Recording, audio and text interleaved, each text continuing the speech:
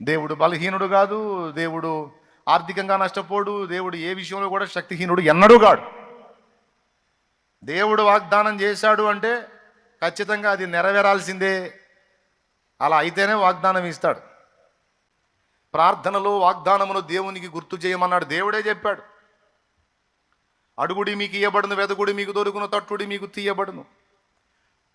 అడుగు ప్రతివాడు పొందుతాడు, వెదకువాడు ప్రతివాడికి కూడా దొరుకుతుంది, తట్టు ప్రతివానికి తీయబడుతుంది అన్నాడు.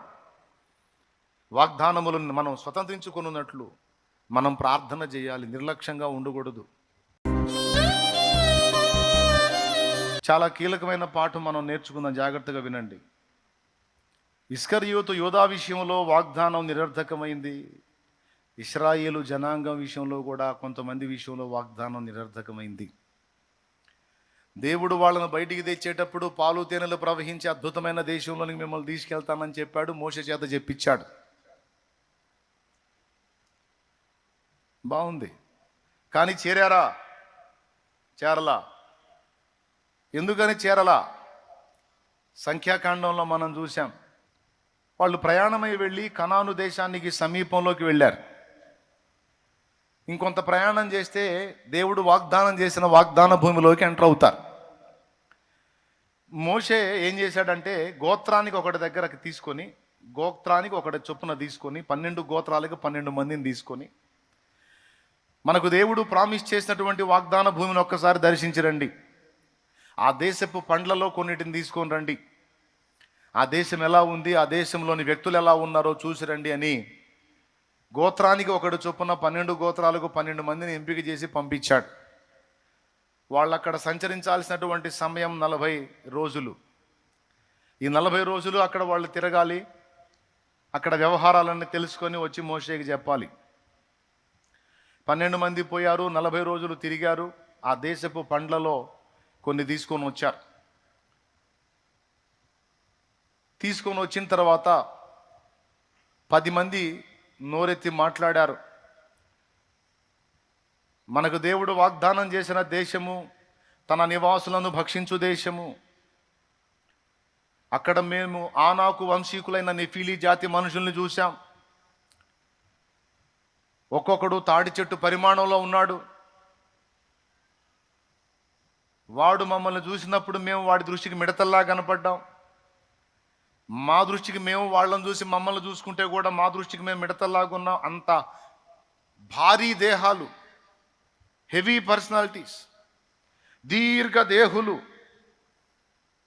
ఉన్నత దేహులు, రాక్షస జాతి చూసాం మేము అక్కడ. వాళ్ళు ఎంత పొడుగున్నారంటే వాళ్ళని చూసి మమ్మల్ని మేము చూసుకుంటే మిడతల్లా కనపడ్డాం. అంత పెద్ద శరీరాలు కలిగిన వాళ్ళు అక్కడ కాపలాలు కాస్తున్నారు.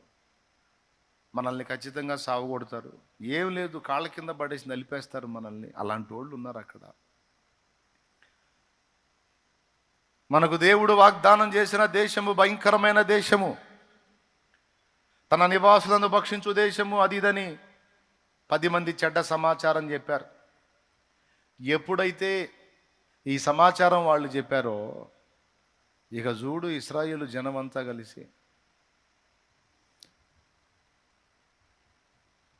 ఏమన్నారో ఒక్కసారి మీ కళ్ళతో మీరు చూడండి, రెడీగా ఉంటారు.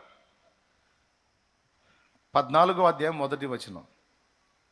అప్పుడు ఆ సర్వ సమాజము ఎలుగెత్తి కేకలు వేసెను, ప్రజలు ఆ రాత్రి ఎలుగెత్తి ఏడ్చిరి, మరియు ఇశ్రాయేలీయులందరూ మోషే అహరోనులపైన సణుగుకొనిరి. ఆ సర్వ సమాజము, అయ్యో, ఐగుప్తులో మేమేల చావలేదు, ఈ అరణ్యమందు మేమేల చావలేదు, మేము కత్తివాత పడునట్లు యెహోవా మమ్మును ఈ దేశము లోనికి ఏల తీసుకొని వచ్చెను, మా భార్యలు మా పిల్లలు కొల్లపోవుదురు, మేము తిరిగి ఐగుప్తుకు వెళ్ళుట మాకు మేలు కాదా అని వారితో అనిది. వారు, మనము నాయకుని ఒకరిని నియమించుకొని ఐగుప్తునకు తిరిగి వెళ్ళుదామని ఒకరితోనో కూడా చెప్పుకొనగా. చూసారా ఎంత పని అయిందో?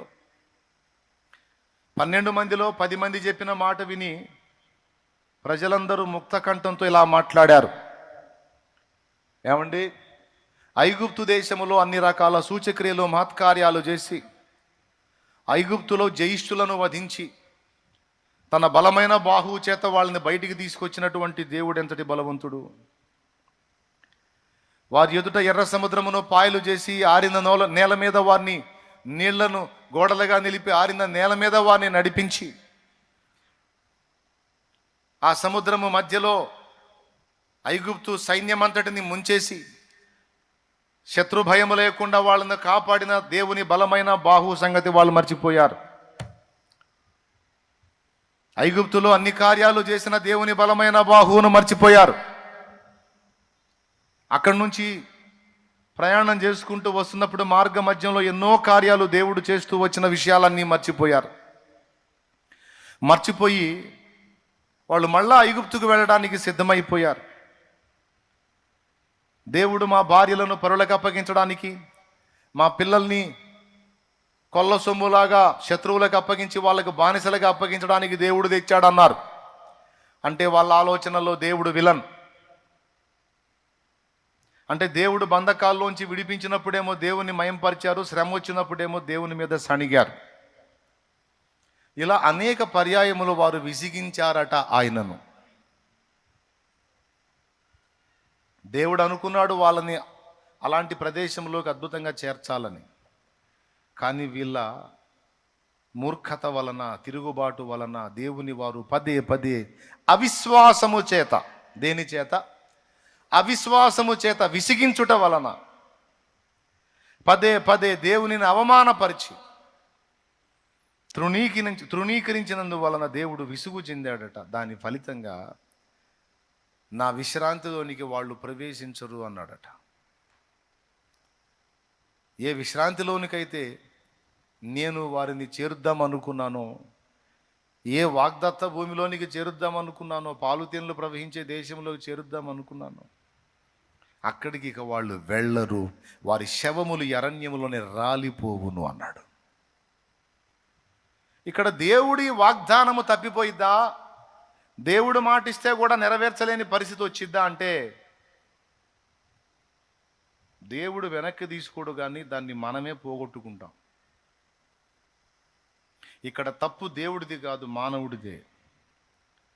ప్రియ సంఘమా, దేవుడు నీకు, నాకు, మనకు కూడా చాలా వాగ్దానాలు పరిశుద్ధ గ్రంథంలో ఇచ్చాడు, పర్సనల్గా కూడా ఇచ్చాడు. కానీ దేవుడు ఇచ్చినటువంటి వాగ్దానాలు కూడా మిస్ అవుతాయా, తప్పిపోతాయా, నిరర్ధకం అవుతాయా అంటే అవుతాయని గ్రంథం చూపిస్తుంది. ఎవరి తప్పు వలన అవుతుంది? దేవుడు అసమర్థుడై చేయలేకపోతాడా? దేవుడు చేతగాని వాడై చేయలేకపోతాడా? దేవునికి చేతగాక మానుకుంటాడా? మనుషులంగా మనం కొంతమందికి కొన్ని వాగ్దానాలు చేస్తాం, కానీ మన పరిస్థితులు మారినప్పుడు ఆ వాగ్దానాలు మనం నెరవేర్చలేం. వచ్చే సంవత్సరం నువ్వు పంట వేసుకునేటప్పుడు నీకు సాయం చేస్తాను అని మనం ఒకడికి మాట ఇచ్చామనుకో, వచ్చే సంవత్సరం పూర్తిగా రాకముందు ఈ సంవత్సరంలోనే మన వ్యాపారం దివాళా తీసిందనుకో, నెక్స్ట్ ఇయర్ పంట సంవత్సరం వచ్చినప్పుడు అతడు మన దగ్గరకు వచ్చి నువ్వు ఇస్తానని వాగ్దానం చేసావు కదా, పెట్టుబడికి డబ్బులు కొంచెం సాయం చేయవా అంటే, నాకే లేవురా పెట్టుబడికి, వ్యాపారం దివాళా తీసి నేను అల్లాడుతున్నాను, ఇప్పుడు నీకు పెట్టుబడి ఇచ్చేదానికి నాకెక్కడుందిరా, నేనే అప్పుల పాలేసి వస్తున్నాను అంటాం. అంటే కొన్ని ప్రామిస్లు మనం అన్నీ నెరవేర్చలేం. ఎందుకంటే మనకు చేత కాదు, మనుషులం మనం, మన పరిస్థితులు మన వశంలో లేవు, అవి ఎప్పుడు ఎలా అయినా మారిపోవచ్చు. కాబట్టి మనకు వాగ్దానాలు రద్దు చేసుకునే పరిస్థితి మనకుంది. కానీ దేవుడికి ఏమైనా దివాళా తీసే పరిస్థితి ఉందా? దేవుడు కూడా ఏమైనా నష్టాలలో, అప్పుల్లో కూరుకుపోయే పరిస్థితి ఉందా? దేవుడు కూడా ఏమైనా పేషెంట్ అయ్యే పరిస్థితి ఉందా? నిన్ను ఆదుకోవడం కాదురా, నేనే పేషెంట్ని అయ్యాను అనే పరిస్థితి దేవుడికి ఏమన్నా ఉందా? దేవుడు బలహీనుడు కాదు, దేవుడు ఆర్థికంగా నష్టపోడు, దేవుడు ఏ విషయంలో కూడా శక్తిహీనుడు ఎన్నడూ కాడు. దేవుడు వాగ్దానం చేశాడు అంటే ఖచ్చితంగా అది నెరవేరాల్సిందే. అలా అయితేనే వాగ్దానం ఇస్తాడు. దేవునికి స్తోత్రం. మరి అంత పవర్ఫుల్గా వాగ్దానాన్ని నెరవేర్చగల దమ్మున్న దేవుడు ఎందుకని కొంతమంది విషయంలో వాగ్దానం రద్దయిపోయింది అంటే, అది దేవుడి తప్పు కాదు, అది పొందిన మనిషి తప్పు. వాగ్దానాలు పొందుతున్నాం, కానీ వాగ్దానాలు మన విషయంలో నెరవేరట్లా. వాగ్దానం అంటే మీకు పదే పదే అర్థం కాదేమో, దేవుని దగ్గర మనం మాట తీసుకున్నాం, దేవుడు కొన్ని ప్రామిస్లు మనకు చేశాడు, కానీ ఒట్టు తీసి గట్టు మీద పెట్టినట్టు అయిపోయింది మన బతుకు, నెరవేరట్లా. దానికి కారణం ఎవరు అంటే, నేను నా అన్వేషణలో గుర్తించింది, దేవుడు ఎంత మాత్రం కాదు 100% మనము, మన బుద్ధి, మన ప్రవర్తన, మన నిర్లక్ష్యం. పాయింట్ నెంబర్ 1లో మీరు రాసుకోండి, వాగ్దానము నిరర్ధకమవుతుందా అంటే అవుతుంది. ప్రశ్న నెంబర్ 1, వాగ్దానం నిరర్ధకమైద్దా అంటే అయిద్ది. కారణం ఎవరు అంటే దేవుడుగా, మనమే మనమే మనమే మనమే మనమే. ఇది బాగా మీ హృదయాలకు ఎక్కాలి. మనందరికీ దేవుడు భూమి మీద వాగ్దానం ఇచ్చాడు, పరలోక సంబంధమైన వాగ్దానాలు కూడా ఇచ్చాడు, శరీర సంబంధమైన వాగ్దానాలు ఇచ్చాడు, ఆత్మ సంబంధమైన వాగ్దానాలు ఇచ్చాడు. కానీ కొన్ని నెరవేరట్లేదు. దానికి కారణం మనమేనేమో మనం చూసుకోవాలి. దేవుడు నాకు మరి మాట ఇచ్చాడు, ఎందుకని నెరవేరలేదన్నయ్యా అనొచ్చు నువ్వు. దానికి కారణం దేవుడు మాత్రం కాదని నేను ఖచ్చితంగా చెప్తాను. దానికి కారణం మనమే కావచ్చు. మన అశ్రద్ధ, మన నిర్లక్ష్యం, మన అవిశ్వాసం, మన పిచ్చి వైఖరి, మన తిరుగుబాటు. యూదా ఇస్కరియోతు అంతే చేశాడు, ఇశ్రాయేలు జనాంగం కూడా అంతే చేశారు. కొన్నిసార్లు మనం కూడా అంతే చేస్తాం. వాళ్ళే చదువుకొని మనం అనుకుంటాం మనం అంత బ్యాడ్ కాదులే అని, కానీ కొన్నిసార్లు మనం కూడా అంతే చేస్తాం. అలాంటి పరిస్థితులలో దేవుడు తన వాగ్దానాలు రద్దు చేసేస్తాడు. ఏమని ప్రామిస్ చేశాడు? పాలు తేనెలు ప్రవహించే దేశానికి వాళ్ళని తీసుకెళ్తానని చెప్పని మోషే చెప్పించాడా? చెప్పించాడు. నెరవేర్చాడా? ఏమని చెప్పాడు? సంఖ్యాకాండం 14వ అధ్యాయం తీసుకోండి, 35వ వచనం నుంచి చదువు. ఇది యెహోవాను నేను చెప్పిన మాట, నాకు విరోధముగా కూడిన చెడ్డదగు ఈ సర్వ సమాజము, నాకు విరోధముగా కూడినదగు చెడ్డదగు ఈ సర్వ సమాజమునకు నిశ్చయముగా దీన్ని చేసేదను. ఈ అరణ్యములో వారు క్షీణించిపోవుదురు, ఇక్కడనే చనిపోవుదురు అనెను. ఆ దేశమును సంచరించి చూచుటకై మోషే. చూసారా, వాళ్ళు ఇక్కడే రాలిపోతారు, వాళ్ళు చేరరు. మరి ఎవరు చేరతారంటే మంచి సమాచారము చెప్పిన విశ్వాసులకు నూను కుమారుడైన యెహోషువ, యెఫున్నె కుమారుడైన కాలేబు చేరతారు. ఈ దరిద్రులు అన్నారు కదా మా పిల్లలు కొల్లపోవుదురని. కొల్లపోవటం కాదు, వాళ్ళ పిల్లలకి దాన్ని స్వాధీనం చేస్తా. పెద్దలు పొందలేరా వాగ్దానం, పిల్లలకు స్వాధీనం చేస్తా. ప్రియులారా, ఎంత గొప్ప వాగ్దానం ఇచ్చాడు. మీరు ఏలికలు అవుతారా అని వాగ్దానం ఇచ్చాడు. మీరు అక్కడ ఏలికలుగా మారుతారా బాబు, స్వతంత్రులు అవుతారు, బానిసలుగా ఉండరు. పాలు తేనెలు ప్రవహించే దేశం అది, సారవంతమైన భూమి కలిగిన దేశం అది. ఎంత సారం అంటే ఒక్క ద్రాక్ష గెల, మనం అలా గెలబట్టుకొని ఒక్కొక్క పండు తింటాం. ద్రాక్ష గెల ఎంత పెద్ద గెలరా బాబు అంటే, ఒక అరకిలో ఉంటుందా? 250 గ్రాములు ఉంటుందా? పావు కేజీ ఉంటుందేమో గెల, బాగా పెద్ద గెల అంటే. మహా అయితే ఒక 1/2 కేజీ గెల, ఇంకా పెద్ద గెల అంటే. కానీ వాగ్దాన దేశములో వాళ్ళు కోసిన ద్రాక్ష గెల ఎంత పెద్దదంటే, దానికి ఉన్న కాయల బరువు ఎంత ఉందంటే ఒకడు మొయ్యలేకపోయాడు. ఒక గెలని మనం 2 వేళ్లతో పట్టుకొని తినే గెలని, దేవుడు వాగ్దానం చేసిన భూమిలో పండిన గెల ఎంత పెద్దగా ఉందంటే ఒక గెల. దాన్ని కోస్తే దాన్ని 2 మోయాల్సి వచ్చింది. అరటి గెలను మోస్తారు చూడండి, అదిగో మోసారు. దండే అంటారు దాన్ని, దండే. మనం ఇళ్లలో బట్టలు వేసుకోవడానికి అప్పుడప్పుడు పాకాలలో కడతారు, దండెం అంటారు. ఇళ్లలో కడతారు, దాన్ని దండెం అంటారు. ఇదేమో దండే. ఒక కర్ర పెట్టుకొని ఆ కర్ర అటొకటి ఇటొకటి మోస్తా, మధ్యలో ద్రాక్ష గెల తగిలిచ్చారు. చూడండి ఎంత పెద్దగా ఉందో, ఒక గెలే. అంటే ఎంత సారవంతమైన భూమి అయితే అంతలా గెల కాసింది. దేవుడు చెప్పింది అబద్ధం కాదు. అక్కడికి వీళ్ళు చేరలా, వాళ్ళు చేరరు అంతే. ఎందుకు అంటే వాళ్ళు నన్ను విసిగించారు, నా మీద తిరుగుబాటు చేశారు. వారు తమ అవిశ్వాసము చేత నన్ను విసిగించారు, తమ మాటల చేత నన్ను గాయపరిచారు. ఒకసారి కాదు 10 మార్లు నన్ను విసిగించారు. ప్రతిసారి వాళ్ళంతే. దేవుడు విసుగు చెందాడు. వాళ్ళకి ఎన్నో అవకాశాలు ఇచ్చాడు, దీర్ఘశాంతం వహించాడు.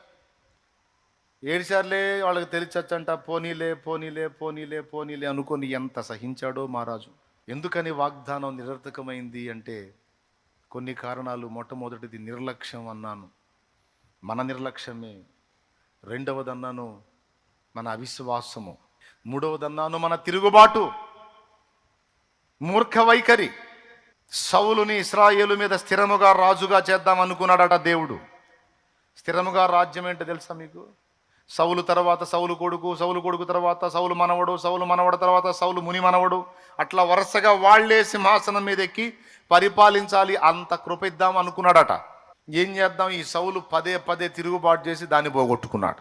వాగ్దానం చేసిన దేవుడు బలహీనుడు కాదు, బలవంతుడు, నెరవేర్చగల సమర్థుడు. కానీ మనమే మనమే మనమే 3 విషయాలు: నిర్లక్ష్యము, అవిశ్వాసము, తిరుగుబాటు. ఈ 3 చేత మనం పోగొట్టుకుంటాం. మొట్టమొదటిది నిర్లక్ష్యం అన్నాను. దేవుడు మాట ఇచ్చాడు అంటే నెరవేరుస్తాడు. మనం నిర్లక్ష్యంగా ఉండకూడదు. ఏం చేయాలంటే, దేవా నీవిచ్చిన మాట చొప్పున నెరవేర్చవా అని దేవునికి దాన్ని గుర్తు చేయాలి. దేవా నా కృప నిన్ను విడువదంటివే, నా కృప నీకు చాలునంటివే, నాకేమి కొదువా. నువ్వు ఇలా అన్నావుగయ్యా, ఇలా వాగ్దానం చేశావుగయ్యా, దాన్ని నెరవేర్చుమని ప్రార్థన చేయాలి. మనం వాగ్దానాలు పొందటమే కాదండి, బైబిల్లో కానీ వ్యక్తిగతంగా కానీ ఆ వాగ్దానాలు నెరవేరునట్లు ప్రార్థన చేయాలి. కానీ వాగ్దానాలు మనం పొందాం కానీ ప్రార్థనలు చేయం. ప్రార్థనలో వాగ్దానమును దేవునికి గుర్తు చేయమన్నాడు. దేవుడే చెప్పాడు, అడుగుడి మీకు ఇయ్యబడును, వెదకుడి మీకు దొరుకును, తట్టుడి మీకు తీయబడును. అడుగు ప్రతివాడు పొందుతాడు, వెదకువాడు ప్రతివాడికి కూడా దొరుకుతుంది, తట్టు ప్రతివానికి తీయబడుతుంది అన్నాడు. వాగ్దానములను మనం స్వతంత్రించుకున్నట్లు మనం ప్రార్థన చేయాలి, నిర్లక్ష్యంగా ఉండకూడదు. మనకంటే వయసులో పెద్దవాళ్ళు, పాత తరపు భక్తులు ప్రార్థించేటప్పుడు ఖచ్చితంగా వాగ్దానాలను మెన్షన్ చేసి ప్రార్థన చేస్తారు. ఆహారం అయ్యా అని అడిగేటప్పుడు, ఆకాశ పక్షులను చూడుడి, అవి విత్తవు, కోయవు, కొట్లలో కూర్చుకొనవు, ఆయనను మీ పరలోకపు తండ్రి నిత్యము వాటిని పోషించుచున్నాడు, మీరు పక్షుల కంటే శ్రేష్ఠులు అన్నావు కదయ్యా. సింహపు పిల్లలైన లేమి గలవై ఆకలిగునునేమో కానీ యెహోవా యందు భయభక్తులు గల వారికి ఏ మేలు కొదువై ఉండదన్నావు అయ్యా. మాటిచ్చావే తండ్రి, సాయం చేయయ్యా అని వాగ్దానాలు గుర్తు చేసి దేవునికి ప్రార్థన చేసేవాళ్ళు. ఐగుప్తీల రోగములలో ఏది మీకు రాని అనన్నావే, మీ సర్వ శరీరమును ఆరోగ్యముతో నింపుతానన్నావే, నిన్ను స్వస్థపరచు యెహోవాను నేనేనన్నావే, అతడు పొందిన దెబ్బల చేత మీరు స్వస్థత నొందితిరి అని పేతురు చేత పలికించావే, అతడు పొందిన దెబ్బల చేత మనకు స్వస్థత కలుగుచున్నది అని యెషయా గ్రంథం 53లో రాయించావే. దేవా నీ వాగ్దానములను ఎత్తి గుర్తు చేస్తున్నాను నా తండ్రి. నువ్వు మర్చిపోయావా అయ్యా, నీ మాటలు మర్చిపోయావా, నీ ఒట్లు మర్చిపోయావా, నీ ప్రామిస్లు మర్చిపోయావా నా తండ్రి. నీవు ముట్టి నన్ను స్వస్థపరచు నాయనా, ఇదిగో నేను బ్రతుకున్నట్లు నన్ను బాగు చేయి అని దేవుని వాగ్దానములను ఎత్తి మనం ప్రార్థించాలి. అబ్రహాముకు వాగ్దానం చేశాడు, ఆకాశ నక్షత్రములంత విస్తారమైన సంతానాన్ని నీకు ఇస్తానని. ఏ స్థితిలో వాగ్దానం చేశాడంటే, మొరియా దేశమందున్న పర్వతం మీద ఇస్సాకుని బలిగా అర్పించడానికి అబ్రహాము ఫిక్స్ అయినప్పుడు, అక్కడ దేవుడు అబ్రహాము యొక్క త్యాగమును మెచ్చుకొని, సిద్ధపాటును మెచ్చుకొని, దేవునికి భయపడుట అనే దాన్ని గురించి మెచ్చుకొని, శబాష్ అబ్రహాము శబాష్, నేను నీకు ఇచ్చాను 100 ఏళ్లకు ఒక కొడుకుని, వాడిని ఎంతో అల్లారు ముద్దుగా పెంచుకున్నావు, చాలా ప్రేమించావు, అంత ప్రేమించిన వాడిని తెచ్చి బలియమంటే ఇవ్వటానికి సిద్ధపడ్డావు. నీవు నాకు భయపడు వాడవని ఇందువలన నేను తెలుసుకున్నాను.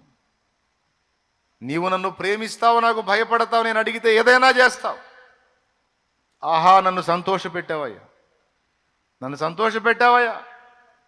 ఓ సముద్రపు దరినున్న ఇసుక రేణువులను నీవు లెక్కింపగలవా, ఆకాశ నక్షత్రములు లెక్కింపగలవా? లెక్కించలేను. నువ్వు లెక్కించలేనంత సంతతి నీకు ఇస్తాను పో అన్నాడు. ఎవరిని బట్టి అన్నాడు ఆ మాట? ఇస్సాకును బట్టి. కానీ ఆశ్చర్యం చెప్పనా, లేఖనం ఏమి చెప్పుచున్నదో తెలుసా? ఇస్సాకు భార్య అయిన రెబ్కా గొడ్రాలు గనుక అన్నాడు. 40 ఏళ్ల వయసులో పెళ్లి చేసుకున్నాడు. 20 ఏళ్ళు అయింది పెళ్ళై, మొత్తం 60 ఏళ్ళు వచ్చినాయి, కానీ పిల్లలు లేరు ఇస్సాకుకి. వాళ్ళ డాడీకి ఏం వాగ్దానం ఉంది? ఆకాశ నక్షత్రములంత సంతానము, సముద్రపు దరినున్న ఇసుక రేణువులంత సంతానం. మరి ఏది వాగ్దానం నెరవేరలేదే? పెళ్ళై 20 ఏళ్ళు ఆమె గొడ్రాలుగా ఉండటం ఏమిటండి? 20 ఏళ్ళు పిల్లలు పుట్టినామని గొడ్రాలు అంటారా, ఏమంటారో మీరు చెప్పండి. గొడ్రాలే అంటారు. ఇస్సాకు భార్య అయిన రెబ్కా గొడ్రాలు గనుక అతడు ఆమె విషయమై యెహోవాకు ప్రార్థన చేసెను. ఇస్సాకు అనుకున్నాడు వాగ్దానం దేవుడు ఇచ్చాడులే నెరవేరుస్తాడని, కానీ వాగ్దానం నెరవేరినట్లు ప్రార్థన చేయలా. తర్వాత అర్థమైంది వాగ్దానం మా అయ్యకి ఇచ్చాడు, మంచిదే, మరి అది నేను స్వతంత్రించుకోవాలంటే ప్రార్థన చేసి దేవుని గుర్తు చేయాలి కదా. ప్రార్థన చేసి దేవునికి చెప్పాడు, తండ్రి మా తండ్రికి వాగ్దానం చేశావు కదా దేవా, విస్తారమైన సంతతిని ఇస్తానని, నాకేంది తండ్రి ఒక్కడు కూడా లేడు, నా భార్య గొడ్రాలు అయిపోయింది ఏమిటి నాయన, నీ వాగ్దానం ఏమైందని పోయాడు దేవుని దగ్గరికి. ఎప్పుడు దేవుని దగ్గరికి పోయాడో అప్పుడు ఆమె గర్భవతి అయింది. దేవునికి స్తోత్రం కలుగును గాక. ఒకేసారి ఇద్దరు కొడుకుల్ని ఇచ్చేశాడు. అంటే వాగ్దానము నెరవేరుట అనేది ఎలా జరుగుతుందంటే ప్రార్థన కూడా అవసరం దానికి.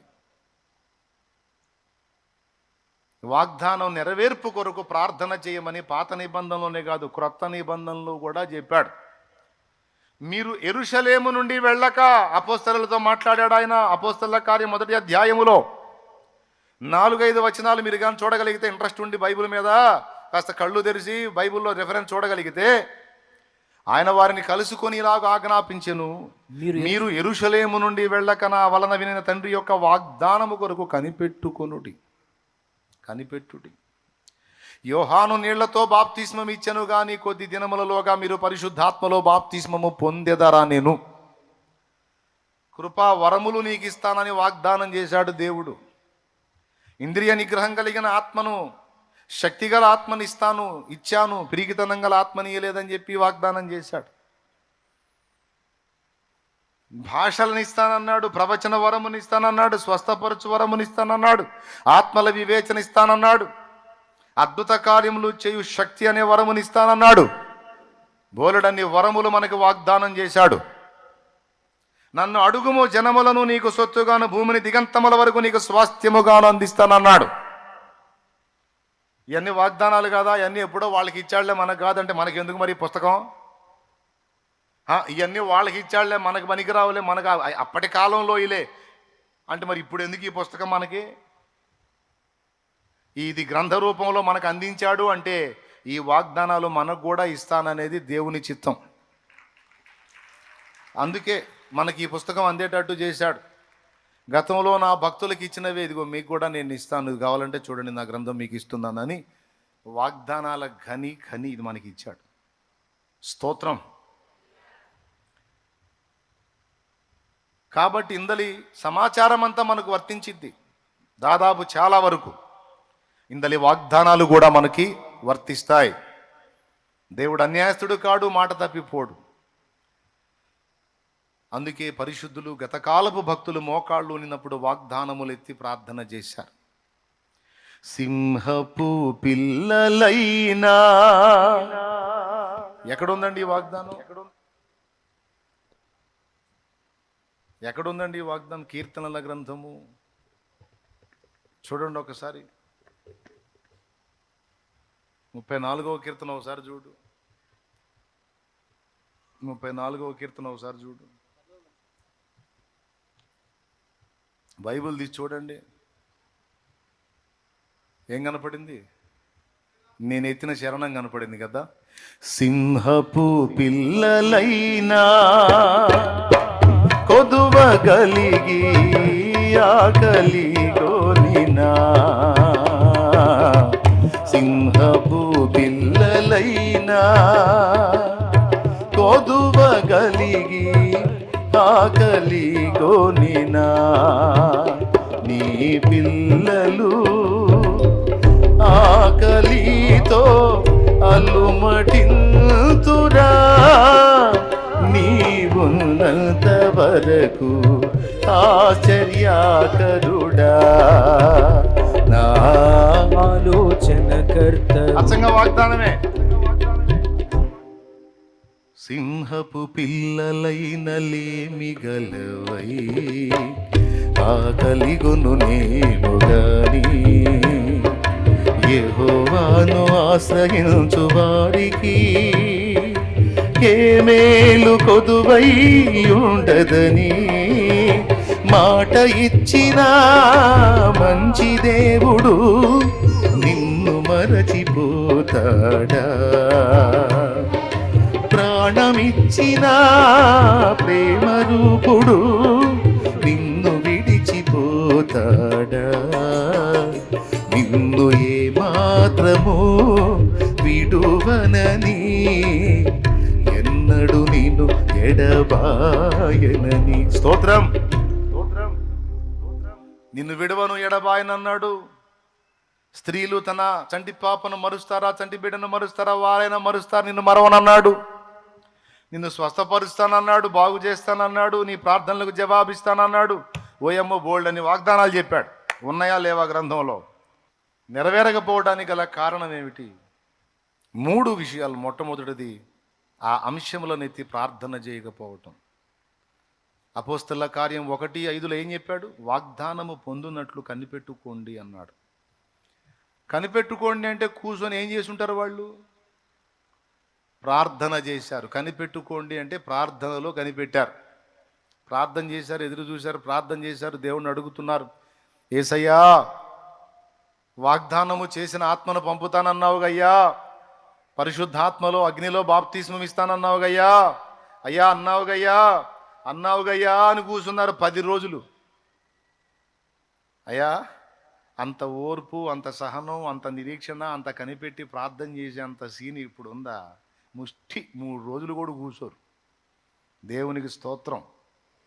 ఎన్ని రోజులు? ముష్టి 3 రోజులు కూడా కూర్చోరు. కనీసం 3 గంటలు కూడా కనిపెట్టరు ప్రార్థనలో. ఆ 3 గంటల్లోనే 30 సార్లు లెగుతారు.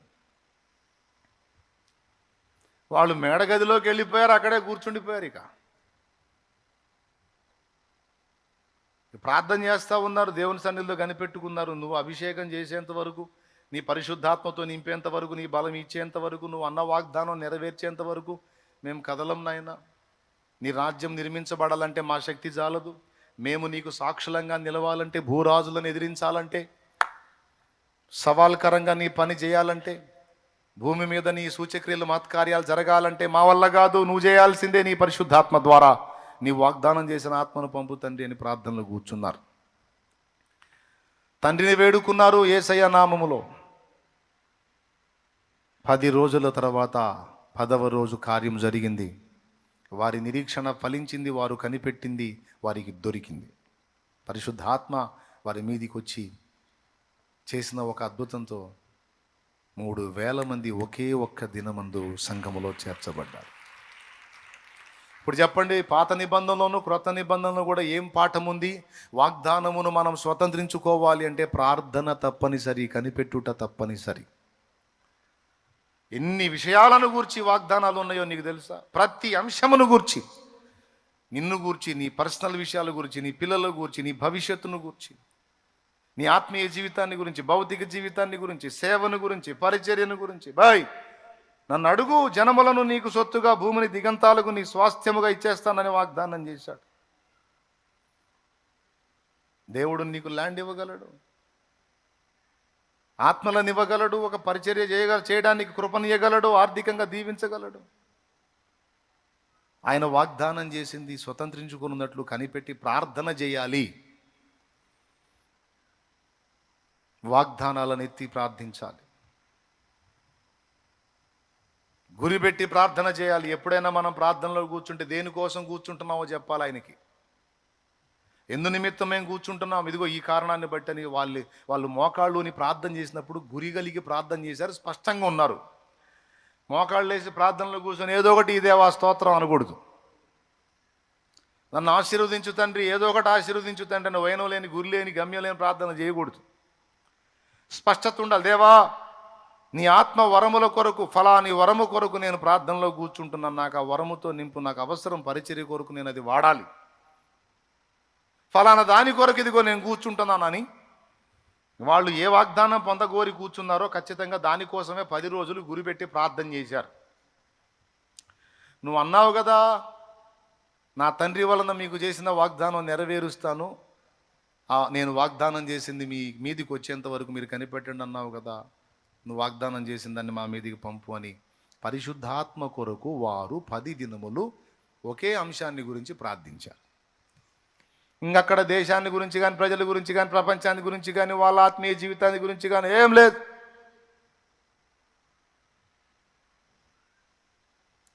మీరు కనిపెట్టుకోండి అన్నారు, ప్రార్థనలో వాళ్ళు కనిపెట్టారు. దేవా నీ వాగ్దానం చేసింది ఒకటే అంశం.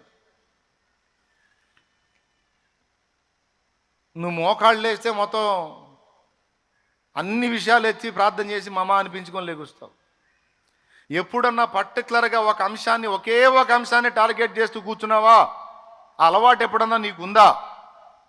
ఒకే ఒక అంశాన్ని టార్గెట్ చేస్తూ ఒకే ఒక అంశం కోసం దేవుని ముందు మోకాళ్ళు నీ కనిపెట్టిన అనుభవాలు నీకున్నాయా? ఒకవేళ లేకపోతే ఇప్పుడు రాసుకో, అలాంటి ప్రయత్నం చెయ్యి. సంబంధిత అంశం కోసం మాత్రమే నువ్వు ప్రార్థనలో కనిపెట్టి ప్రార్థించు. దాని విషయంలో దేవుని కార్యం జరగకపోతే అప్పుడు అడుగు. కనిపెట్టి అదే పాయింట్ కోసం ప్రార్థన చేయాలి. దేవుడి కార్యం జరిగేంత వరకు కనిపెట్టుకుని కూర్చోవాలి పట్టుదలగా. ఆ ఏకాగ్రత దెబ్బతీయడానికి ఎన్నో విషయాలు తీసుకొచ్చి పెడతాడు సైతాన్. అవేవి పట్టించుకోకూడదు. వాగ్దానం నెరవేర్చాలి, నువ్వు కదిలితేనే కానీ కార్యం జరగదు ప్రభా అని మంకు పట్టుబట్టి కూర్చోవాలి దేవుని ముందు. సేవకులైన విశ్వాసులైన బలమైన కార్యాలు చూడాలా, బలమైనటువంటి సేవ చేయాలంటే అలాంటి మొండితనం రావాలి. గాలికి కదిలిపోయే రెల్లులాగా చంచలంగా ఉండకూడదు. సోదరులారా, సోదరీమణులారా, మనం భక్తి సాధనకు వచ్చాం, భక్తిపరులంగా దేవుల్లో ఎదగాలని వచ్చాం. కాబట్టి ఈ విషయాలు తీవ్రంగా తీసుకోవాల్సిందే. ఒక స్వస్థత అనే కార్యం నువ్వు చూడాలనుకుంటున్నావా? అయితే దాన్ని నెరవేర్చడానికి దేవునికి అదే అంశాన్ని నువ్వు చెప్పు. మొన్న చెప్పాను, పెద్ద ఆయన తన తల్లి స్వస్థత కోసం ప్రార్థనలో మోకాళ్ళు ఉన్నాడు. నువ్వు కార్యం చేసేంత వరకు నేను లేవను తండ్రి, నాలాగనే మోకాళ్ళ మీద ఉండి తల్లి కోసం, ఇరిగిన ఎముక కోసం ప్రార్థన చేశారు. నైట్ అంతా ప్రార్థన చేస్తే తెల్లవారుజాముకి జవాబు వచ్చింది.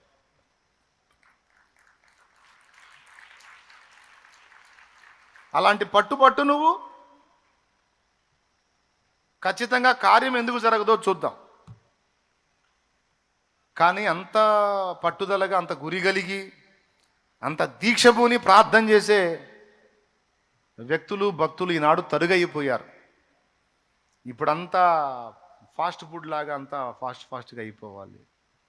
బ్రదర్, దీనికోసం రోజులు కనిపెట్టుకోవాల్సిందేనా మనం? అంటే ఫాస్ట్గా అయిపోయే వేరే ప్రత్యామ్నాయం ఏం లేదు. ఎందుకంటే దయ ఆయనది, ఆయన చెయ్యి కదలాలి, అది ఆయన ఇష్టం. ఆయన కదిలిన దాకా నువ్వు కాసుకోవాల్సిందే. అంటే ఇంకా స్పీడ్గా అయ్యే మార్గం ఏం లేదా? అంత కాకపోతే ఏదైనా చేద్దాం, ఆయనకు కూడా ఏదన్నా ఇద్దాం, ఏదైనా స్పీడ్గా వర్కౌట్ అయ్యేది ఏమన్నా ఉందా? ఎట్టుంది ఈరోజు మనుషుల పరిస్థితి? అంత స్పీడ్గా అయిపోవాలి. పైసలు స్పీడ్గా సంపాదించేయాలి, స్పీడ్గా బిల్డింగులు కట్టేయాలి, స్పీడ్గా సంఘాలు కట్టేసేయాలి, స్పీడ్గా ఆత్మని రక్షించేసేసేయాలి. అంత స్పీడ్గా జరిగిపోవాలి. అంత స్పీడ్గా అయిపోవాలి. అంటే స్పీడ్గా అయిపోవాలని చెప్పి ఈరోజు అందరూ సేవకుల తిప్పలు కూడా అయ్యి అంత స్పీడ్గా. మనం స్పీడ్గా పరిగెత్తితే దేవుడు పరిగెత్తడు. దేవుడు బ్రేక్ కొట్టాడంటే కూర్చోవలసిందే కదలకుండా. ఆయన కదిలిందాక, ఆయన చేయి కదిలిందాక. నువ్వు పరిగెత్తితేనేమో ఒకంత పని జరిగితే, దేవుడు కదిలితే 100 ఇంతల పని జరిగిద్ది. అది విషయం. అంత నిదానం, ఓర్పు, కనిపెట్టి ప్రార్థన చేయటం, ఆ విషయంలో పట్టుబట్టి గోజాడటం, సంబంధిత అంశం కోసం, ఒకే అంశం కోసం మొర్రపెట్టడం అనే అలవాటు ఈనాడు చాలామంది భక్తులకు లేదు. కానీ మనం చూస్తే అపోస్తల కార్యంలో స్పష్టంగా, ఒకవేళ దేవుడు పంపకపోతే ఇంకో 10 దినాలు కూడా అంతే, అదే అంశం కోసం ప్రార్థన చేస్తారు వాళ్ళు. అలాగే పేతురు చెరసాలలో పడ్డప్పుడు, అపోస్తల కార్యం 12వ అధ్యాయం, ఇంటికి పోయి చూసుకోండి, ఇప్పుడు నాకెళ్ళి చూడండి. పేతురు చెరసాల్లో పడ్డప్పుడు కూడా అదే అంశం కోసం పర్టికులర్గా అదే దేవుని ముందు ఉంచి అత్యాసక్తితో ప్రార్థన చేశారు. ఏమని? యాకోబును పోగొట్టుకున్నావు, ఇంకా పేతుర్ని పోగొట్టుకోదలుచుకోలేదు. యేసయ్యా, నువ్వేం చేస్తావో మాకు తెలియదు, నీ దూతను పంపుతావో, నువ్వే దిగొస్తావో మాకు తెలియదు, ఆ చెరసాల బద్దలు చేస్తావో, తాళాలు తీస్తావో మాకు తెలియదు. పేతురు బయటికి రావాలి, నువ్వు కదలాలి దేవా, కదలాలి, కదులు కదులు కదులు కదులు.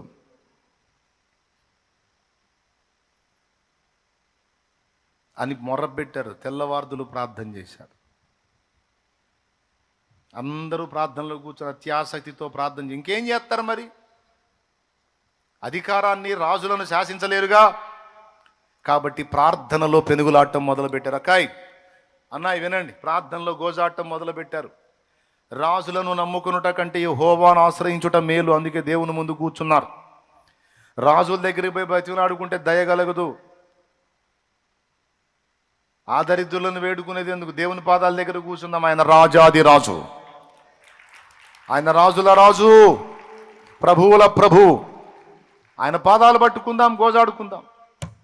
ఆయన గదులుతాడని సంఘమంతా పేతురు కోసం, జైల్లో ఉన్న పేతురు విడుదల కోసం.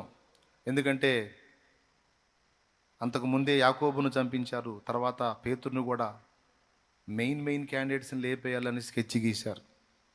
పేతురును కూడా లేపేస్తే చాలా వరకు సంఘం ఎఫెక్ట్ అవుతుందని అలా ప్లాన్ గీసి పేతురును అరెస్ట్ చేశారు, లోపలేసేశారు. సంఘం అయితే అత్యాసక్తితో ప్రార్థన చేస్తుంది.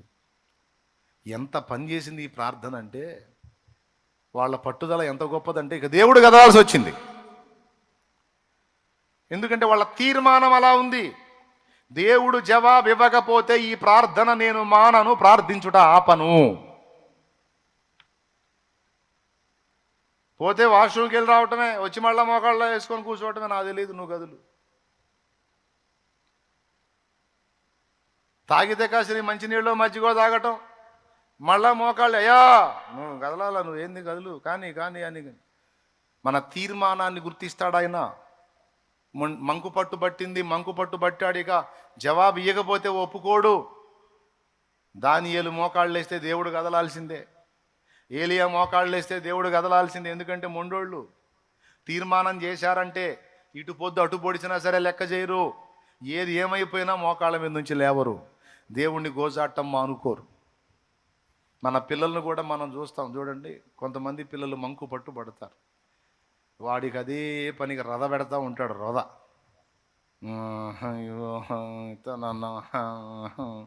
నాకు తెలియదు, నువ్వు ఏదన్నా చెప్పు వాడిని కవర్ చేయడానికి.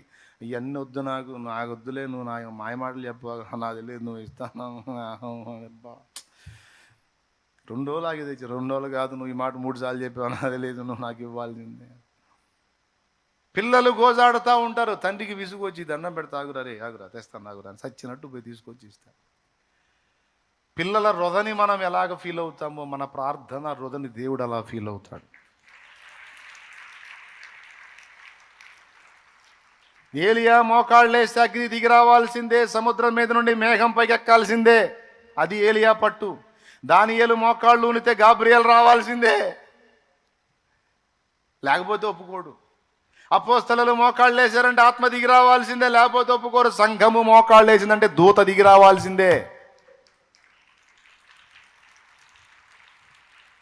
వాళ్ళ తీర్మానం అది, వాళ్ళ పట్టుదల అది, ఆ మొండితనం అది. లేకపోతే ఒప్పుకోరు. ఇక వృధా. మళ్ళీ వాళ్ళ అంశాలు గురి తప్పవు, అదే గురి. సముద్రం మీద నుంచి మేఘం లేచిందా లేదా, లేచిందాక అదే అంశం పెట్టుకుంటాడు. అంతేగాని ఆడ మోకాళ్ళు లేచి ప్రభా దేశములను రక్షించు తండ్రి అనడు. దేవునికి స్తోత్రం. ఇప్పుడు దేశముల రక్షణ కాదు, ఇప్పుడు ఇశ్రాయేలు మీద వానపడాలి, మేఘం పైకి ఎక్కాలి, అంశం అది. అంతేగాని ప్రభా ప్రజలు మోకాళ్ళ నొప్పులతో అల్లాడుతున్నారు తండ్రి, వారి సాయం చేయి ప్రభు, ఇది ఎత్తడు. ప్రభా అప్పుల బాధల్లో, ఆర్థిక ఇబ్బందుల్లో ప్రజలు ఉన్నారు ప్రభా సాయం చేయను అనడు. వర్షము కురిపిస్తానని చెప్పావు కదా, పంపించు, మరిగా పంపించు, వాన పంపించు, వర్షం కురిపించు. ఆనాడు వద్దని నేనే ప్రార్థన చేశా, ఇదిగో ఇప్పుడు పంపించమని నేనే ప్రార్థన చేస్తున్నా. ప్రభువా వర్షం పంపించు, వర్షం పంపించని అదే సంబంధిత అంశం కోసమే ప్రార్థన చేశాడు. 7 మార్లు వెళ్ళి చూశాడు పనివాడు. 7వ మారు వచ్చి, అయ్యా అరచేయంత మేఘము సముద్రంలో నుండి పైకి ఎక్కుట నేను చూశానంటే అప్పుడు లేచాడు మోకాళ్ళ మీద నుంచి. అరచేయంత మేఘం వస్తే మోకాళ్ళ మీద నుంచి లేవటం ఏంటంటే, అరచేయంత వచ్చిందా అరంగుళం వచ్చిందా నాకు అనవసరం, సముద్రం మీద నుండి మేఘం లేచిందా లేదా అంటే ప్రార్థనకు జవాబు వచ్చింది. అని మోకాళ్ళ మీద నుంచి లేచి కావాలంటే మీరు చదవండి. ఏమని అహబు కబురు పెడతాడో తెలుసా? ప్రచండమైన వర్షం కురవబోతుంది. ఆడ లేచింది అరచేయంత మేఘం. దానికి ఏమని చెప్పాడు? ప్రచండమైన వాన కురవబోతుంది, అహబుని వెళ్ళిపోమ్మని అన్నాడు. అరచేయంత మేఘానికి ప్రచండ వాన ఎట్టబడిద్దండి? అంటే ఇక్కడ ఏలియా గుర్తించింది ఏంటంటే ఎంత సైజు మేఘం లేచిందని కాదు, ప్రార్థనకు జవాబు స్టార్ట్ అయింది, ఇక వాన మొదలు పెడతాడు, ఇక బాదుతాడు, ఇక వానతో వచ్చింది, నా ప్రార్థనకు జవాబు వచ్చింది. ఇప్పుడు మనం అగ్ని ముట్టించేటప్పుడు ఎంత చిన్నగా స్టార్ట్ అయింది. మనం గుర్తించాల్సింది ముట్టుకుందా లేదా అంతవరకే. ముట్టుకుంటే ఇంకా అదే అడివైనా సరే తగలబడిపోద్ది అంతే. దేవునికి స్తోత్రం, ఎకరాలు తగలబెట్టేసిద్ది. మనం ముట్టించేటప్పుడు ఇంతే, రగిలిందని అది విస్తరించి వ్యాపించిద్ది. కాబట్టి రిజల్ట్ ఏంటంటే అగ్ని రగిలిందా లేదా. పెంతెకోస్తు పండుగ నాడు వాళ్ళ మీదికి దిగొచ్చింది. ఒక్కొక్కరి మీద అగ్ని నాలుకల విభాగింపబడి అంతంత అగ్ని కనపడింది వాళ్ళ మీద. అప్పుడు రగిలిన అగ్ని ఇంతవరకు ఆరలా. అక్కడ యెరూషలేములో స్టార్ట్ అయిన అగ్ని ప్రపంచములో 3 భాగాలు దహించింది. ఇంకా దహిస్తానే ఉంది, అది ఆరలా. దాన్ని ఎవడు ఆర్పలేడు. రాజులు రంగప్పలు ఎందరో కంకణాలు కట్టారు, మొత్తం మట్టిలో కలిసిపోయారు, అగ్నిలోనే గాలిపోయారు, కానీ అగ్ని మండుతానే ఉంది, అది ఆగల. అది దైవాగ్ని, సత్యాగ్ని, పరిశుద్ధాత్మ అగ్ని. దేవునికి స్తోత్రం. చెప్పు, గట్టిగా చెప్పు. నేర్చుకుందాం బిడ్డలారా, నేర్చుకుందాం, ప్రార్థించడం నేర్చుకుందాం. ఎందుకు వాగ్దానం నెరవేరదు అంటే, ఒకటి ఏం చెప్పాను, నిర్లక్ష్యమే, మన నిర్లక్ష్యమే. కొంతమంది ఆ వాగ్దానం 31st రోజు వాగ్దానం తీస్తారు. ఏమొచ్చింది నీకు వాగ్దానం, నీ వాగ్దానం ఏందో చెప్పంటే ఎంతమంది గుర్తుంది? నాది నా వాగ్దానం నాది, అది బైబిల్ ఏడ ఉందన్నయ్య, అది ఏదో బాగానే వచ్చింది నాకు అనుకుంటా తిప్పుతూ ఉంటారు. నీ వాగ్దానం ఏంటంటే ఎవరికి గుర్తుండదు. అంత పనివాళ్ళం అన్నమాట మన బతుకులు. సరేలే, సంవత్సరానికి ఒకసారి వచ్చిన వాగ్దానం ఎగబడి తీసిన వాగ్దానమే గుర్తులేదు. ఇంకా బైబిల్లో ఎన్ని ఉన్నాయి. పోనీ సమస్యలను బట్టన్న వాగ్దానాలు గుర్తు రావాలి కదా, అవసరాలను బట్టన్న వాగ్దానాలు గుర్తు రావాలి కదా. రోగానికి ఒక వాగ్దానం ఉంది, అప్పుకు ఒక వాగ్దానం ఉంది, శత్రు భయానికి ఒక వాగ్దానం ఉంది, సైతాను గండి తన్నటానికి ఒక వాగ్దానం ఉంది, మన ఆత్మీయ బలాభివృద్ధికి వాగ్దానం ఉంది, పరిచర్య కొరకు వాగ్దానం ఉంది, ఆత్మల రక్షణ కొరకు వాగ్దానం ఉంది, సంఘక్షేమాభివృద్ధి కొరకు వాగ్దానం ఉంది, బోలెడన్ని. ఎంతమందికి నిద్ర వస్తుంది? కనీసం నిద్రకు కూడా వాగ్దానం ఉంది. దేవునికి స్తోత్రం కలుగునుగాక. నీవు పండుకొని నిమ్మళించి నిద్రించేదవు. దేవునికి స్తోత్రం కలుగునుగాక. నీవు పండుకొని నిమ్మళించి నిద్రించేదవు అంటే ఏంటో తెలుసా? నాకు నిద్ర పట్టట్లేదు అంటారు. కూటమైనాక వెనక్కి వచ్చి ఒక్కొక్క ఆమె, అయ్యో నిద్ర పట్టట్ల ప్రార్థన చేయి. ఒక్కొక్క ఆయన వస్తాడు, ఏందయ్యా నిద్ర పట్టట్లేదు ప్రార్థన చేయి. ఎందుకు నిద్ర? ఆందోళన, అలజడి, భయం, నిద్రలేమి. ఒక్క నిద్ర మానుకున్నామంటే, నిద్రలో కాసామంటే ఇక అన్నీ రావాల్సిన రోగాలన్నీ వస్తాయి. టైంకి తిండి, టైంకి నిద్ర అనేది ఖచ్చితంగా మనం మెయింటైన్ చేయాల్సిందే. నిద్ర మనం నిర్లక్ష్యం చేశామంటే రకరకాల రోగాలు వస్తాయి. అవి ఏ విధంగానైనా రావచ్చు. ఎక్కువ నిద్రలో కాసామంటే మెంటల్ నంబర్ 1లో ఉంటుంది. ఎక్కువ నిద్రలు కాసిన వాళ్ళకి మెంటల్ వస్తుంది, మైండ్ ఎఫెక్ట్ అయిపోయిద్ది. కాబట్టి ఏదో పెద్ద నువ్వు పోటు పొడుస్తున్నట్టు బిల్డప్ ఇచ్చి ఊరకు నిద్రలు కాసి ఆలోచిస్తా బిల్డప్ ఇవ్వకు. ఇంకా ఆలోచించడానికి నీ బ్రెయిన్ ఉండదు. ఇకేం లేదు, ఎక్కడ రోడ్డు మీద చెత్త పీసులు కాగితాలు అన్నీ ఏరుతూ ఉంటావు. ఇల్లు వదిలిపెట్టి రోడ్డు మీదకి పోయి అవన్నీ తీస్తూ ఉంటావు. ఏంది ఇక్కడ పెట్టారు ఏంది అనుకుంటా, నీలో నువ్వే మాట్లాడుకుంటా. ఆ కర్మ అవసరమా? మరి ఎందుకు అంతసేటు ఆలోచన? సమస్తం దేవుడికి అప్పచెప్పి నీ చిత్తమే జరుగునుగా కానీ ప్రార్థన చేయి. దేవా, నీవు పండుకున్నప్పుడు నిమ్మళించి నిద్రపోయేదు అని వాగ్దానం చేసావుగా, నిద్ర పట్టేటట్టు చేయని నువ్వు పడగెక్కు, ఏ సునాములో నిద్ర వచ్చింది అంతే. అట్లా ప్రతి దానికి వాగ్దానం ఉంది. నేను చెప్పేది అబద్ధం కాదు, గ్రంథంలో ఉంది.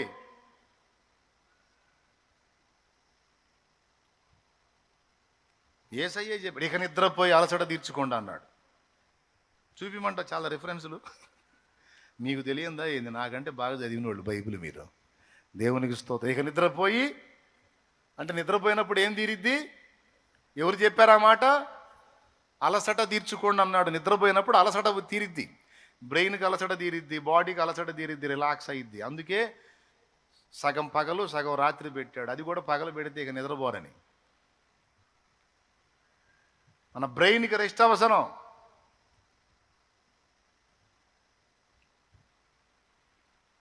నైట్ ఆక్సిజన్ తక్కువ ఉంటుంది, అందుకే నైట్ బీపీ చూసుకోవద్దు, ఎక్కువ కనపడిద్ది. కొంతమంది నైట్ పడకెక్కి బీపీ చూసుకొని గుండె దడ పెంచుకుంటారు. అమ్మ నాకింది ఎంత బీపీ ఉందని. నైట్ బీపీ ఎక్కువ కనపడిద్ది, పగలు తక్కువగా ఉంటుంది. ఎందుకంటే నైట్ కార్బన్ డైఆక్సైడ్ ఎక్కువ వర్క్ చేస్తూ ఉంటుంది, ఆక్సిజన్ తక్కువగా ఉంటుంది ప్రకృతిలో. తెలుసా మీకు? చెట్లు పగలు ఆక్సిజన్ రిలీజ్ చేస్తాయి, నైట్ అందుకని నైట్ పని చేయొద్దురా బొబ్బోండి అన్నాడు. ఎందుకంటే మీకు తగినంత ఆక్సిజన్ దొరకదు, మీ ఆర్గాన్స్ డ్యామేజ్ అవుతాయి కనుక రిలాక్స్ అవ్వండి అన్నాడు. అవయవాలు దెబ్బతింటే పండుకోండి అన్నాడు. ఎంతమందికి వినపడుతుందమ్మా? పెద్ద నిద్రలు కూడా కాసి ఆలోచించు.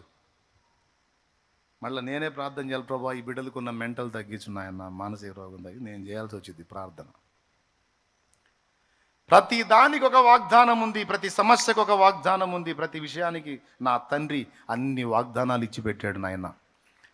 దానికోసం నువ్వు పర్టికులర్గా గురిపెట్టి ప్రార్థన చేయి, తప్పకుండా నెరవేరిద్ది. నెరవేరడం కోసం అదే అంశం కోసం ప్రార్థన చేయి. మోకాళ్ళు లేస్తే జల్లికి అన్నీ కలిపి కొడుతూ ఉంటాడు. ఒక ఆయన సావు బతుకుల్లో ఉన్నాడంట. పాస్టర్ గారిని ఒక ఆయన పిలిపించాయా, చచ్చిపోతున్నాడు, ప్రార్థన చేయండి అయ్యగారు, దేవుడు ప్రశాంతంగా తీసుకోవాలని ప్రార్థన చేయండి అయ్యగారు అని బంధుజనులు అందరూ వచ్చి గుట్టగుట్లాడేవాడి దగ్గర ప్రార్థన చేయమంటే మొదలుపెట్టాడు. మొదలుపెట్టి ఆ బాగలేనివాడు ప్రభు విశ్రాంతిలో తీసుకోవాలని ప్రార్థన చేసి ముగించాలి కదా, ప్రభువా అని మొదలుపెట్టి, మనోళ్ళు కూడా అంతే, ప్రార్థన చేయండి అని అంశాలు ఇచ్చారనుకో, ఆ స్త్రీల కూటంలోనో ఏదన్నా కూటంలో ప్రార్థన చేయమని ఒక అంశం ఇచ్చారనుకో, ఇక మొత్తం తిరిగి వస్తుంటారు. నిద్రమోహం వాళ్ళు ఎన్నిసార్లు చెప్పినా వీళ్ళకి అర్థమయ్యి సావదు, నేర్చుకోరు, పాడలేదు. ప్రార్థన ఒక అంశాన్ని నీకు ఇచ్చినప్పుడు అదే అంశాన్ని గురిపెట్టి ప్రార్థన చేయాలి. పాస్టర్ గారు మొదలు పెట్టాడు, ప్రభువా నీ దాసుడు మరణ పడకలో ఉన్నాడు, నీ దాసునికి ప్రభువా విశ్రాంతి దయచే నాయన, నెమ్మది దయచే, తుది శ్వాసలో ఉన్నాడు, ఆ యాతన తొలగించి తీసుకో అని మొదలు పెట్టాడు. స్తోత్రం, బాగుంది అంతవరకు. ప్రభువా ఈ స్థితిలో హాస్పిటల్లో ఎంతమంది మగ్గుతున్నారో మా భారతదేశంలో, ప్రభువా ఎన్ని హాస్పిటల్ అయితే ఉన్నాయో, మా దేశంలోని హాస్పిటల్లో ఎంతమంది ఈ స్థితిలో ఉన్నారో ప్రభువా, వాళ్ళందరినీ నీవు దర్శించి విశ్రాంతి కావాల్సిన వాళ్ళకి విశ్రాంతి, స్వస్థత కావాల్సిన వాళ్ళకి స్వస్థత దయచేయి అని మొదలుపెట్టి ఇక చైనా, జపాను, పాకిస్తాను, కజకిస్తాను, ఆకిస్తాను, ఈకిస్తాను అన్ని దేశాల కోసం ప్రార్థన చేయటం మొదలుపెట్టాడు. వాళ్ళు విని విని విసుగు పుట్టింది, ఇతనేమో చచ్చిపోయాడు. ఆ ప్రార్థన కంటిన్యూ అవుతుంది. చివరికి ఆయన అన్నీ చేసి అలిపోచ్చినాక ఆమేనని కళ్ళు తెరిచాడు. అప్పటికి ఇతను పోయాడు. అందరూ కూడా ఏడుస్తూ ఉన్నారు, కొంతమంది చూస్తూ ఉన్నారు. ఎవరికి వెళ్ళి? చచ్చిపోయినోడికి వెళ్ళి కదా, పాస్టర్ గారికి వెళ్ళి చూస్తూ ఉన్నారు.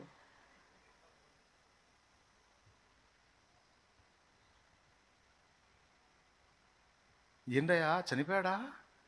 ఎప్పుడు చనిపోయాడు అని అడిగాడు. అయ్యా మీరు కంబోడియా దేశంలో ఉన్నప్పుడు చనిపోయాడయ్యా, మీరు కంబోడియాలో ఉన్నప్పుడు చచ్చిపోయాడు.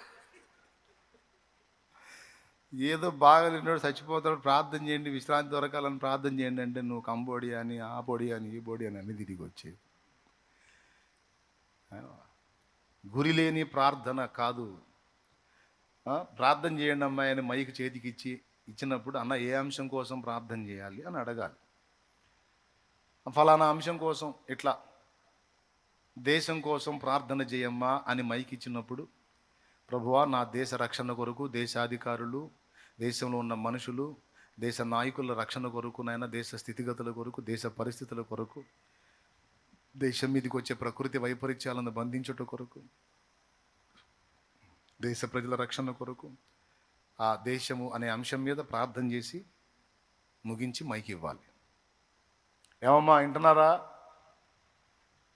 శనివారం స్త్రీల సమాజం ఏర్పాటు చేసాం. ప్రార్థన ఏర్పడిన వాళ్ళకి ప్రార్థన చేస్తారు, వాళ్ళు వాక్యం చెప్పాలి, ప్రార్థన చేయాలి, వాళ్ళు బలపడాలి, వాళ్ళు సువార్త చేసేవాళ్ళు కావాలని వాళ్ళకి ఆ విజ్ఞాపన ప్రార్థనలో ఏదైనా అవకాశాలు దొరికేటట్టు ప్లాన్ చేశా. మైకు దొరికిందంటే ఇక వాళ్ళ టైం వదిలిపెట్టట్లా. దేవునికి స్తోత్రం. మైకేల్ జాక్సన్ మీకు తెలుసు, కానీ మైక్ జాక్సన్లు ఉన్నారు. స్తోత్రం. ఇది దొరికిందంటే వదిలిపెట్టరు.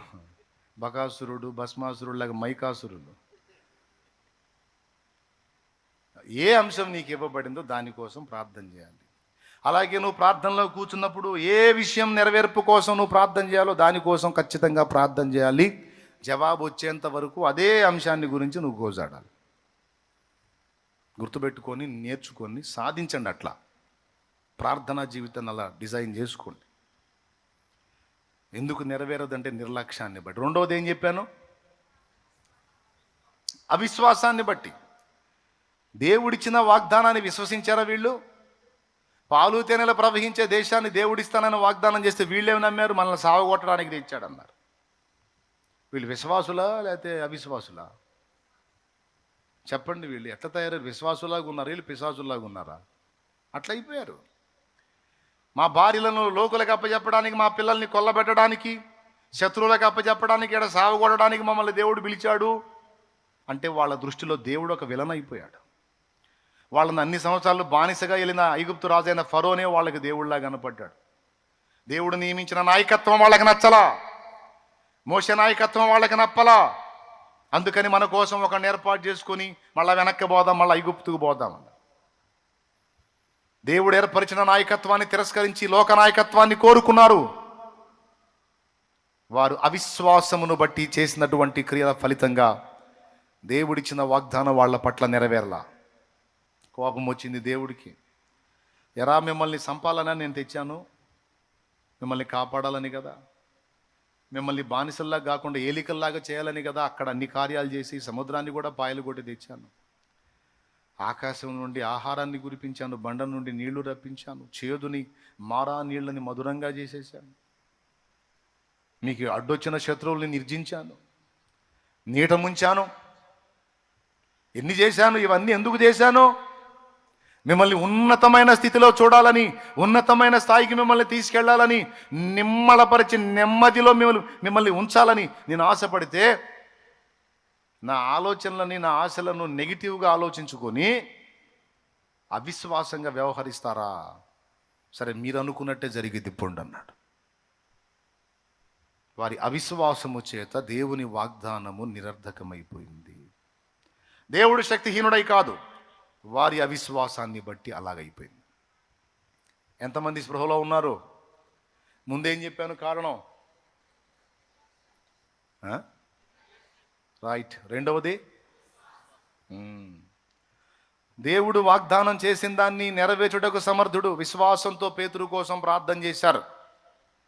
మీలో ఎవరికైనా శ్రమ సంభవించిన అతడు ప్రార్థన చేయవలను, సంతోషం కలిగిన కీర్తన పాడవలను, రోగై ఉన్నాడా సంఘపు పెద్దలను పిలిపింపవలను, వారు వచ్చి ప్రభువు నామమున నూనె రాసి ప్రార్థన చేస్తారు. విశ్వాస సహితమైన ప్రార్థన ఒక రోగిని స్వస్థపరిచిన అతడు పాపములు చేసిన వాడైతే పాపములు క్షమింపబడను. యాకోబు రాసిన పత్రిక 5వ అధ్యాయం 13వ వచనం నుంచి. అది కదా దేవుడు చెప్పింది. పేతురు చెరసాల్లో ఉన్నప్పుడు సంఘం అయితే పేతురు కొరకు అత్యాసక్తితో ప్రార్థన చేయుచుండెను.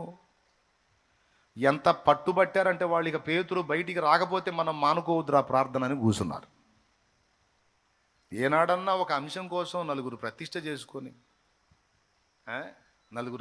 చేసుకొని అంత ప్రార్థనలో కూర్చున్నారు ఎప్పుడన్నా? రాత్రింబగళ్ళు 10 రోజులు ఎప్పుడన్నా ప్రార్థనలో గడిపారు? అచ్చంగా మనం అన్నీ పక్కన పెట్టి 10 దినాలు దీనికోసం మనం ప్రార్థన చేద్దాం. పాస్టర్లను కూడా అడుగుతున్నాను నేను. కనీసం సేవకులు పట్టుబట్టి కూర్చున్నారు. అట్లా సేవకులు ఒకరినొకరు రేపుకున్నారు ఏనాడన్నా? బ్రదర్, మనం ప్రార్థనలో గడుపుదాం రండి. అన్ని సౌకర్యాలు ఏర్పాటు చేయబడ్డాయి ప్రార్థనా తోటలో, వాష్రూమ్స్తో సహా. హాయిగా ప్రార్థనలో గడపచ్చు. రండి మనం ప్రార్థన చేద్దాం రండి అని పిలుచుకున్నారా? ఇక్కడ ఉంది అవకాశం, అక్కడ ఉంది అవకాశం. పిలుచుకున్నారా? ప్రార్థనకు రేపుకున్నారా? కనిపెట్టారా? కనిపెట్టి స్పష్టంగా ఒక అంశం కోసం ప్రార్థన చేసి దాని విషయంలో జవాబు పొందామని నిలబడ్డారా? సాక్ష్యం ఇచ్చారా? సంఘంలో ఉపదేశం చేశారా? పాస్టర్లను కూడా అడుగుతున్నాను నేను. అరే busy busy busy busy busy busy ఏం బిజీ? అర్థం పర్థం లేని బిజీ. ఏది నీ భక్తికి, నీ ఆత్మీయతకి, నీ పరిచర్యకి ఒక పద్ధతి ఏది? ఇక నేను పిలవాలి, నేను పిలవను. నేనెందుకు పిలవనంటే ఏమో ఇష్టపడి వస్తున్నాడో, నా కర్మ అనుకొని వస్తున్నాడు. నాకెందుకు వచ్చిన గొడవ? ఒక్కొక్కళ్ళు ఏమో ఇంట్రెస్ట్గా వస్తారు, అబ్బా అన్నతో కలిసి గడుపుదామని. ఒక్కొక్కడేమో ఇబ్బందిగా, అంటే నాకు ఇంటికాడ కొంచెం బాధ్యత ఉంది, ఈడంటే పని పాట లేనోడు అనుకో, ఈడు పిలుస్తూ ఉంటాడు, నాకు ఇంటికాడ బాధ్యతలు ఉన్నాయి. పిల్లల తల్లి కదా, బాధ్యతలు. నేనేముంది పని పాట లేకుండా ఊరక గాలి తిరిగేవాడిని కదా నేను.